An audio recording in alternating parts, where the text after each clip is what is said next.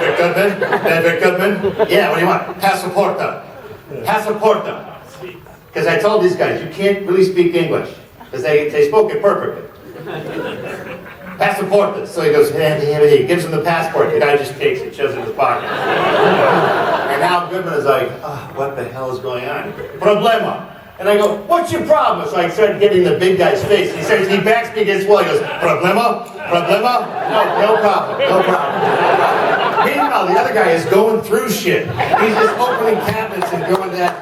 And my friend Goodman, he smoked. He went, should we give him a pack of cigarettes? I go, yeah, everybody smokes in Bulgaria. Give him a pack of cigarettes. He held out one cigarette. The guy took the whole pack. Shoved it in his pocket. I'm like, what do you guys want? Problema. Come to Serbia.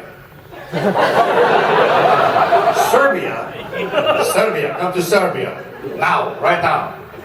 So David Goodman goes, forget it. Call Kiro. Kiro was a guy that worked with us. And he's Bulgarian. He calls Kiro. Kiro gets on the phone with these two cops. And the language in Bulgaria is very angry. It's like this. And the subtitle is, how are the kids? Coming over Saturday for the barbecue?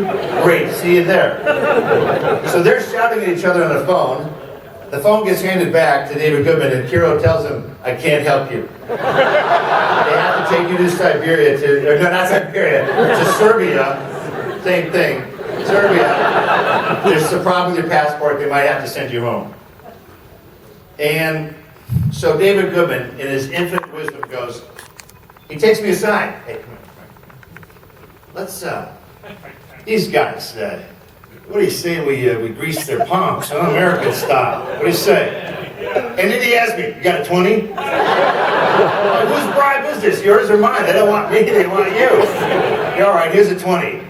He comes over to the cops. Hey, maybe you speak this language. The cop grabs the 20, curls it up in a ball, throws it on the ground, whips out his handcuffs, spins him around and shove him on the table. He said, they got him. He's like, I said, you shouldn't have bribed these guys. They're not all crooked. They grab him. We knew that we had him because he looks at the guys and he goes, can I put my shoes on first? Yeah. Now, Kiro was getting into this a little too much. He goes, Bruce, I have a great idea. When you get Goodman, we put him in the trolley car at the police station. Because he knew some cops at the police station. I'm like, what's the trolley car? Oh, it's great. All the drunks, there's a big bar. And they handcuff him and they just hang from the bar. And they call that the trolley car. I said, Kiro, I appreciate that. That's not necessary. Do not take him to the trolley car because he will defecate himself. So meanwhile, they now put him into a little white car, and a guy found the little sticker the little red flashing light, and they just take him away. Meanwhile, I'm calling now on his phone, shouting at the policeman, you get my friend back. And the guy would just go, no English, and just hang up. We had him drive around in circles long enough so that we could go to a really nice restaurant. And they pulled up and took him to what he thought was going to be the police station. Open the doors, it's a nice restaurant, we're sitting there at the table. He looks at me, and obviously it's like, you son of a bitch. You are so dead. But then he looked at the two actors, he goes, you guys are fucking good actors, you're both in the next movie.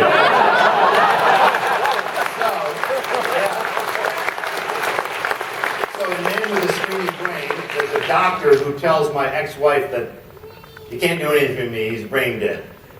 That was one of the guys, and then the big taxi driver in the movie, who was one of the stars of the movie, was the big cop. So that was one of the more elaborate gags, because the same guy, 15 years earlier, I had him extradited to Wyoming, so it's another long story. I got two up on this guy. I'm a little afraid, actually. What's going to happen? The payback's on mother scratch. Yes. I can't stand up. Okay, do whatever. What's your opinion on the pretty much rip off of your idea of Cabin in the Woods? My idea of Cabin in the Woods? Yeah. I didn't see it. It's okay. There's room for different horror movies with cabins and woods. It's a pretty standard staple, yes. Being that you've done a Western and a lot of horror, how much much pull do you have to, as a producer, to create a film that has Western and horror mixed together? Because I've been in Western and horror, how much pull do I have to force producers like myself to put me in a Western horror film? I was meeting with Mike Richardson at Dark Horse Comics yesterday, talking about basically the same thing. So maybe the chances are pretty good.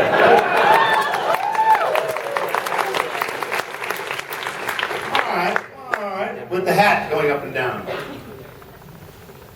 Yeah, I was in a show called Evil Dead the Musical Okay, in Bend? in a town called Bend. You guys were great. That show was awesome. I had a great time. David had a great time. We're doing it again. You all come have a great time. Go see it. Go see it in Bend. 6 hours later, I got it done permanently. Would you like to see the tattoo? You got what done permanently? Your signature. Oh, on your body?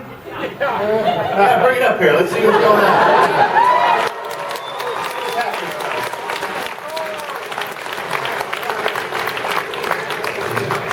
Where did I sign? On your what? Ankle. On your ankle. Well, you have to come up here. You know what it's like being on stage. The lights are a little bright. Don't be shy. Let's see what we got going on. And what's your name again? Campbell. Cameron. I remember it like it was yesterday. I just can't remember what yesterday was. Oh, we're going to go through an unlacing process here. I see. I think I should. Yeah, we'll do like 3 more questions and we'll let you get out of here. To torment Stanley. Yes, right over here. What movies you've done, what's the movie you probably had the most pain that you went through, like accident-wise? The movie that had the most pain. I love these questions. It's not like, do you like your craft? How do you learn your lines? It's like, what hurt you the most? I've hurt myself making movies many times, but never bad enough to stop the filming. Yeah, he shuddered right here. Damn straight, Skippy. I don't know. You gotta, if movies are too easy to make, they're hard to watch. Sit there. Oh, you ready? All right, what do we got? Oh, nice. That's just a straight up signature. Yeah. How much did that cost? That was free because the artist, as it turned out, that I tracked down 6 hours later, even though he was at the show, I found out, was a big fan Okay. of yours. Here's the problem.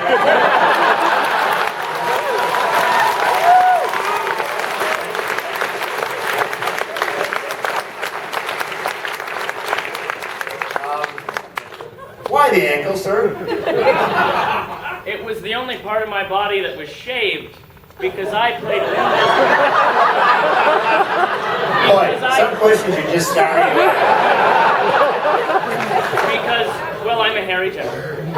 But I played Linda's decapitated body. You played Linda's decapitated body, so your whole body had to be denuded of hair? Just the ankle.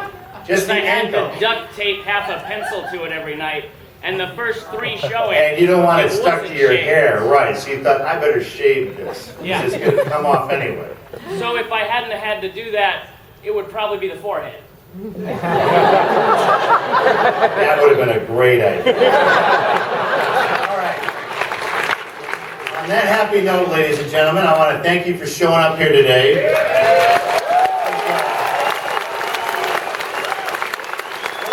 Great city.